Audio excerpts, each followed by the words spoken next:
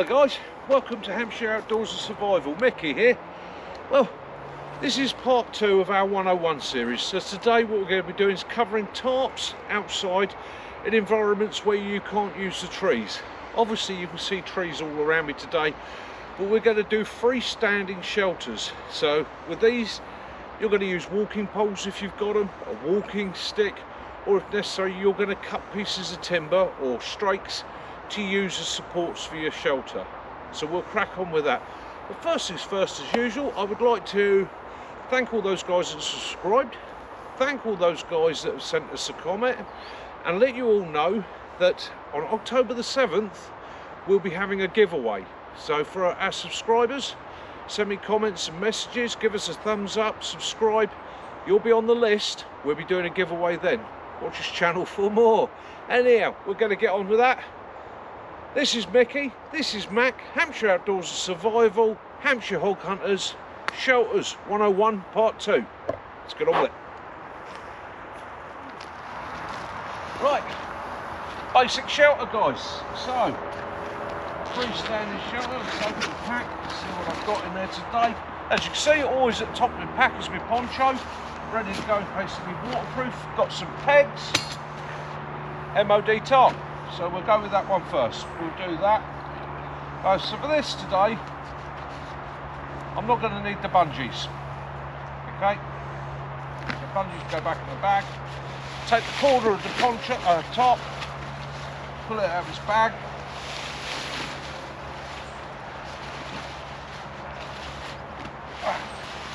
Give it a shake now.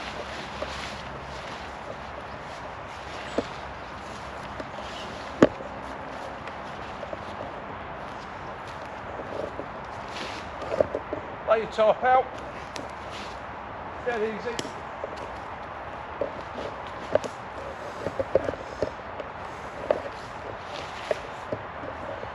Going to be my sleeping area. I'm going to be head at this end, so I want this end raised. So the easiest option I found over the years is take my walking pole, and what I tend to do with these, I take the rubber off. Okay, they fit inside the grommets a lot better.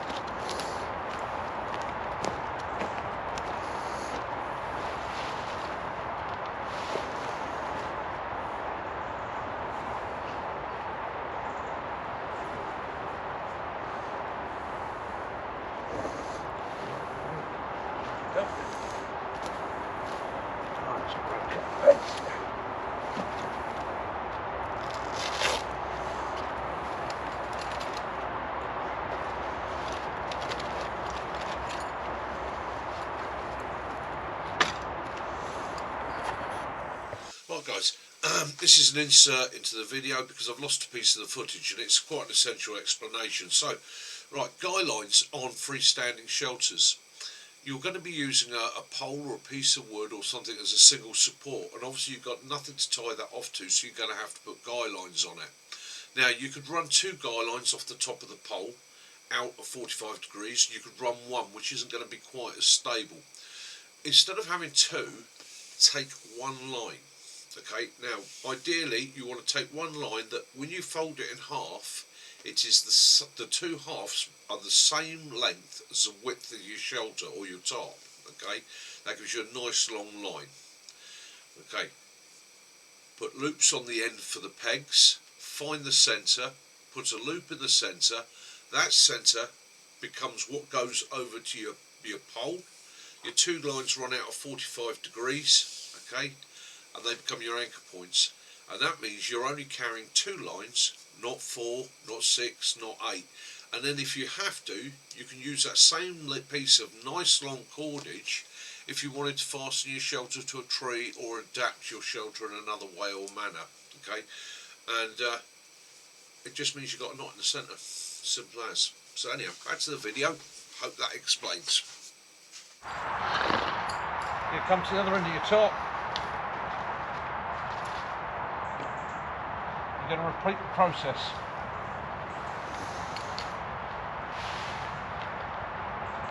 Take the pole, get your tension, put your centre loop over your pole,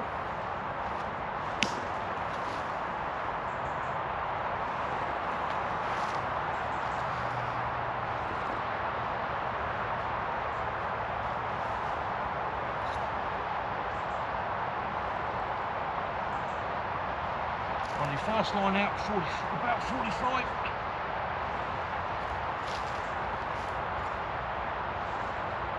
On your second one out, 45.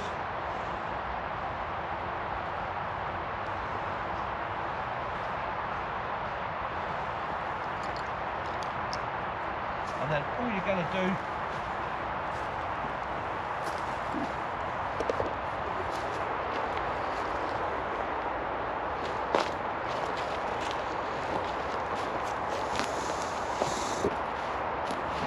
pick the top out.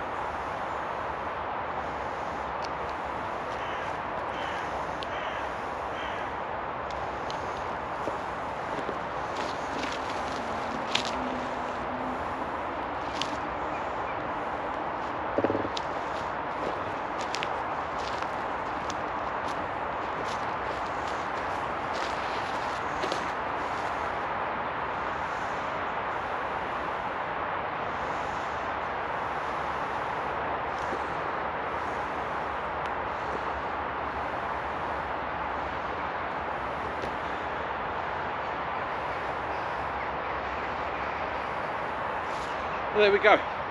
Simple freestanding tarp shelter. Easy done. Right guys, so just so that you can see it for yourselves. So there you go, this is the line I was talking about. So that's the centre of the line. Got a simple loop over it. Comes over the top of your walking pole. Runs out 45 degrees both sides. Your walking pole's down there. You can adjust the height of your walking pole. You can make this quite a tall, or you can make it quite a low shelter depending on the weather conditions. And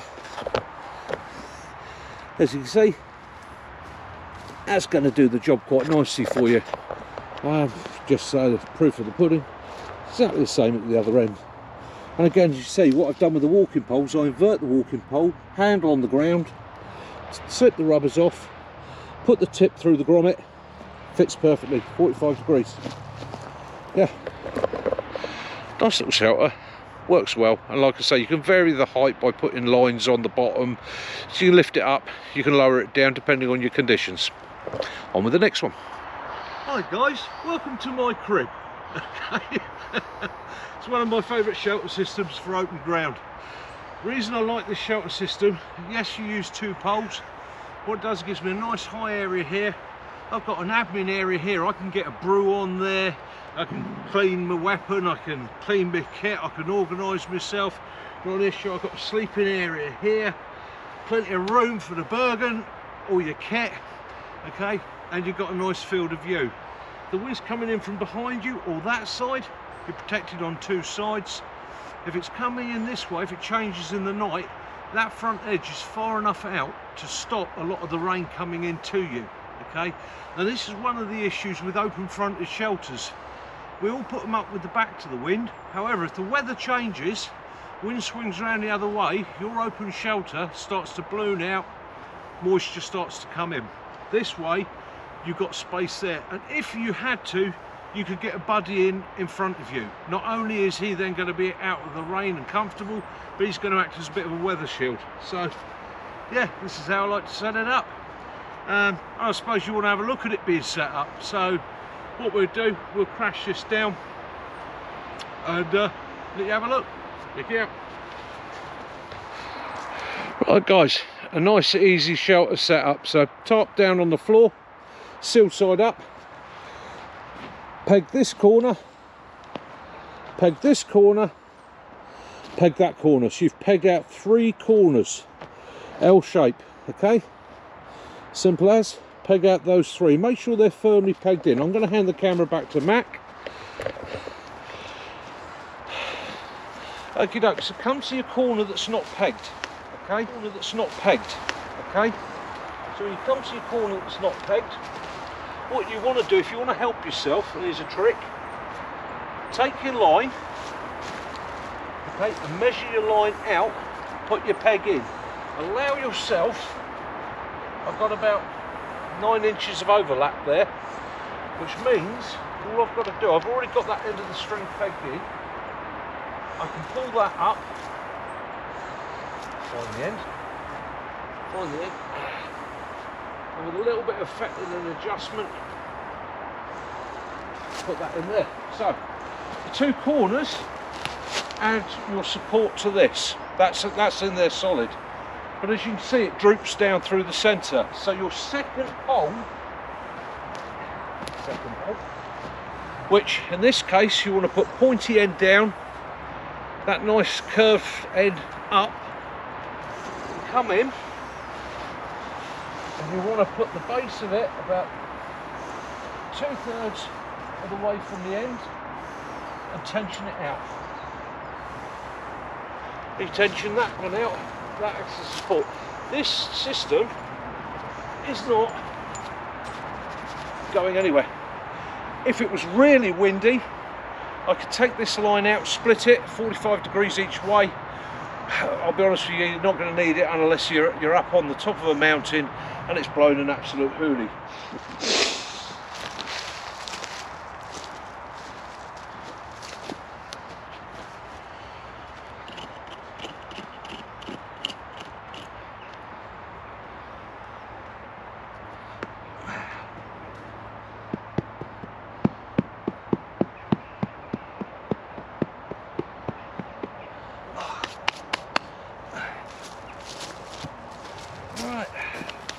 Brew on, I suppose.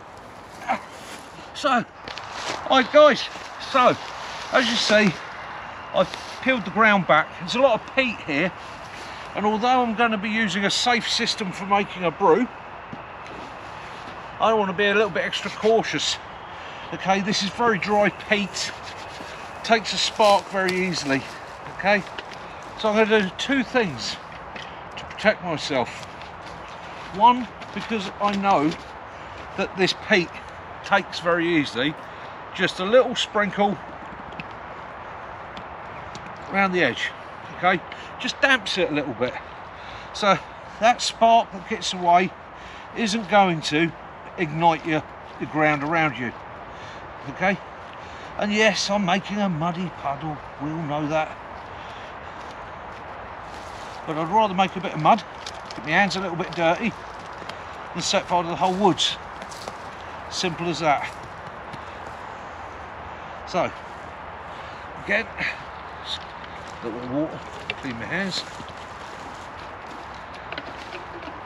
So when we're making a brew in the BCB, or with the BCB cook set, okay, and again, as I'm always saying to you all, be very careful, respect the environment, respect where you are, don't burn your local woods down. Won't endear you to anybody. So, take the BCB cook set out. Hopefully you can all see this. Okay, and what I'm using today is a spirit stove. So, again, crack the lid off the top of my spirit stove.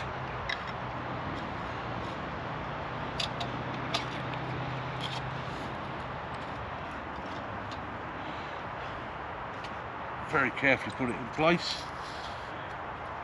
Make sure it's level. Excuse the hiccups.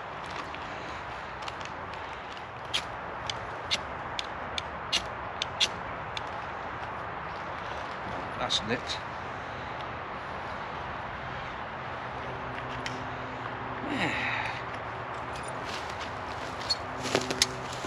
A little bit of metal goes across there.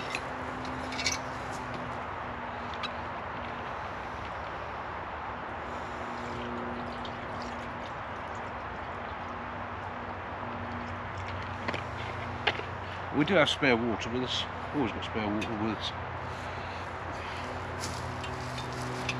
Okay, that goes onto the cooker like that. Now,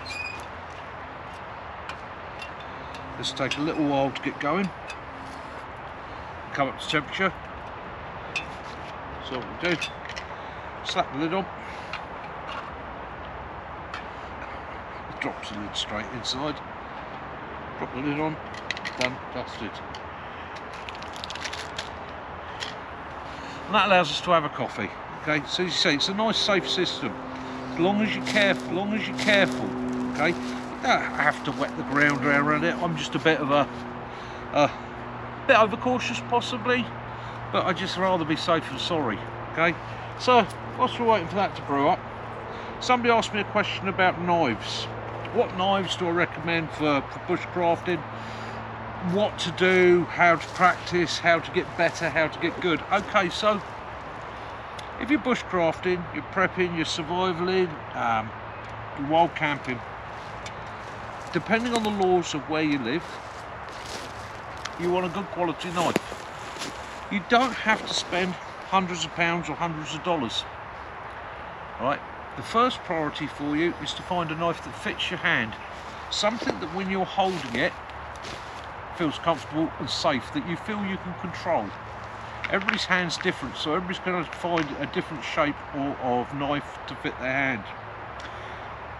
The next thing is the type of grind. So Scandi grind on this, and I'm not going to go into the details here because it's just a quick one whilst my brew's on. But something with a Scandi grind. This one has a second bevel on it. Again, it's getting quite technical. Basically, a good sharp knife and something with a good grind here, so when you're sharpening, you can see where to sharpen to as a beginner. Then, how do you get good with your knife? You use it. Start by making simple projects, tent pegs. Okay. Then go to whittling things like spoons. Okay. Your first ones are going to be rubbish. They always are. But with practice and time, it gets better and better. The things it will teach you is how to control the knife. Don't wish to teach anybody to suck eggs, but simple rules. Okay. Always the edge is in front of the hand that's holding the material, and you cut away from yourself. Okay. Never ever cut towards yourself. Okay. There is a technique called a cross draw. If you're cutting or you're having to shave something down, you need a lot of control.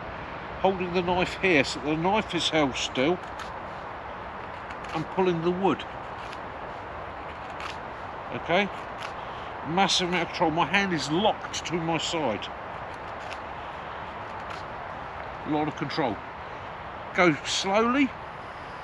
You can then, if you need to use, if you're doing it this way, you need a little bit of force, you can use the thumb of your backhand to help you push and guide the knife edge away from you. But again, nothing goes in front of the blade. Nothing in front of your cutting edge. And from there, it's just practice, practice, practice, practice, and practice. And it comes quite quickly. It's like anything in this life, you've just got to dedicate yourself to it. This knife I've had for in excess of 30 years. This knife costs less than £40 for me to buy it. Okay, I'm still going strong now, and that will be passed on to my sons. So again, have a look around. Find something that fits your hand. Find something you're comfortable with. Learn to control it. My secondary knife, which is always with me, is my Leatherman.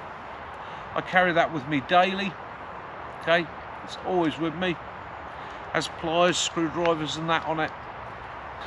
Always using it, always going to it. So that's knives. Yeah, find what suits you. There's a lot of channels that are going to tell you want this knife, that knife. Find what fits you. Find what you're comfortable with. I guess I suppose we'll brew that way. There we go. Couple of brews, couple of coffees, out in the woods, fill them in tops. Basic, very basic introduction to knives. Brew kits, fire making. We're going to come into all this at later videos. We're going to go into cook systems you can use, using natural fire. We'll go as far as baking bread in a Dutch oven, cooking steaks, roasting a chicken if you want. We'll do all that good stuff. We'll also show you all the various cook systems that we use.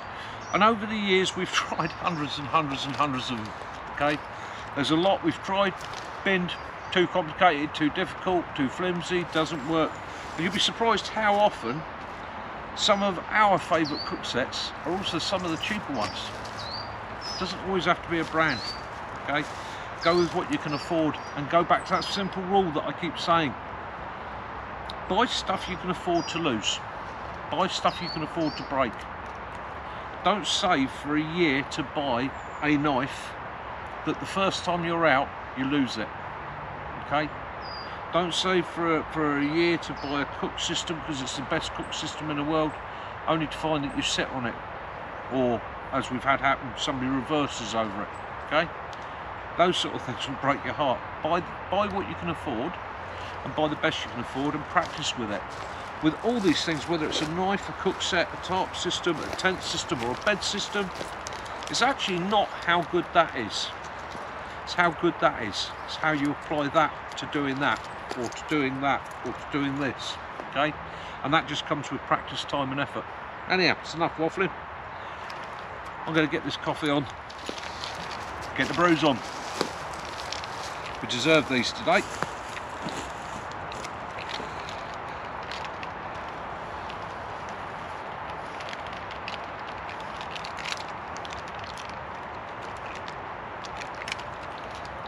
There's a little bit of cheat and a tip for you. Use big mugs, use the army mugs. Okay? Put all the sachets and that into one pot.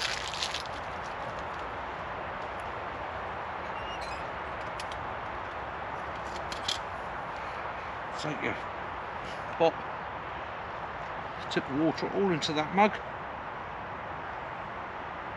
That makes one big coffee there.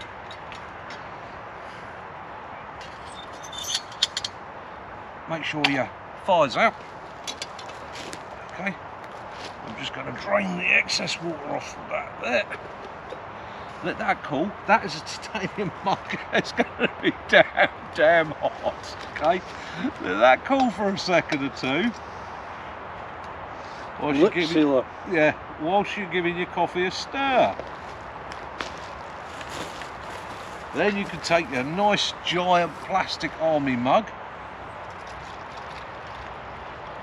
tip half back into there, and if you're a decent guy, you offer your mate the plastic mug, because he ain't going to burn his lips, because that's the sort of buddy you are.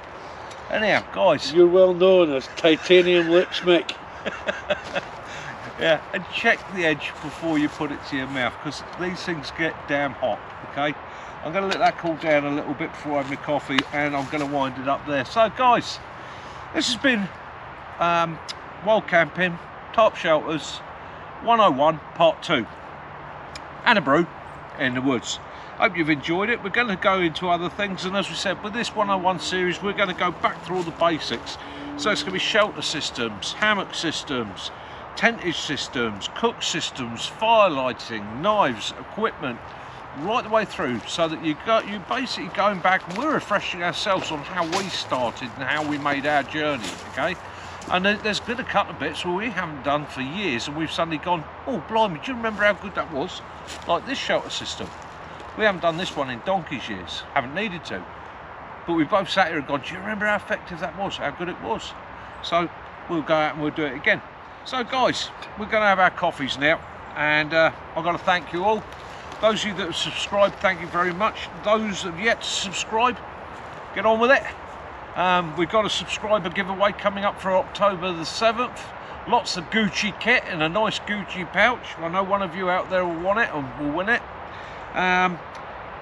Please ring the notification bell for future videos. Please like it. If you didn't, send us a comment and let us know why not. And if you thought it was great and there's something you want to see, again, send a comment and let us know, we'll cover it. Guys, this is Mitch and Mac in one of our favourite outdoor shelter systems, or tarp systems for freestanding. Have fun, look after yourselves, stay safe, love those you do, forgive those you don't. Peace and light be upon you all. This is Mitch and Mac, Hampshire Outdoors and Survival, and the Hampshire Hog Hunters, wishing you well. Mick and Mac out.